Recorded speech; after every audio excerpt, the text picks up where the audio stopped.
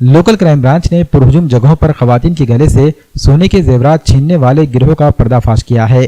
Police ने खातून समेत 4 अफराद को गिरफ्तार करके इनसे 6,46,000 मालियत का कीमती सामान भी बरामद किया। गिरफ्तार मुलजिमान के नाम दुर्गा हटवाल ने, हेवराज उपाध्याय, बालाजी कोलगिरे और प्रकाश वाघमारे हैं।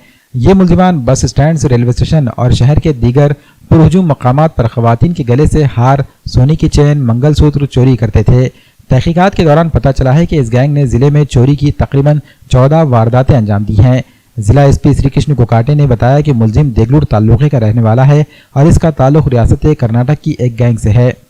नांदेड जिल्ह्यामध्ये विशेष करून शहरामध्ये किंवा तालुका प्लेसमध्ये बसस्टँड किंवा गर्दीच्या ठिकाणावर महिलांचे दागिने मंगळसूत्र असू द्या किंवा गंठण हे बऱ्याच प्रमाणात चोरी जात होते।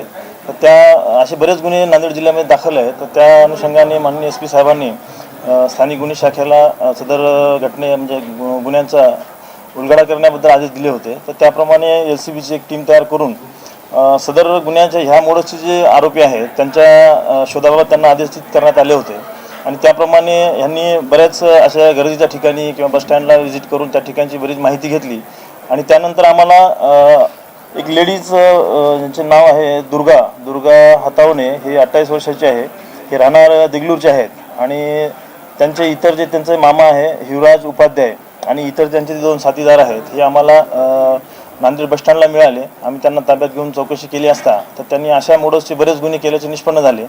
असे एकूण 14 गुन्हे नांदेड जिल्ह्यामध्ये दाखल आहेत आणि ह्या गुन्ह्यामध्ये एकूण 6,64,934 रुपयांचा मुद्देमाल जप्त करण्यात आलेला आहे।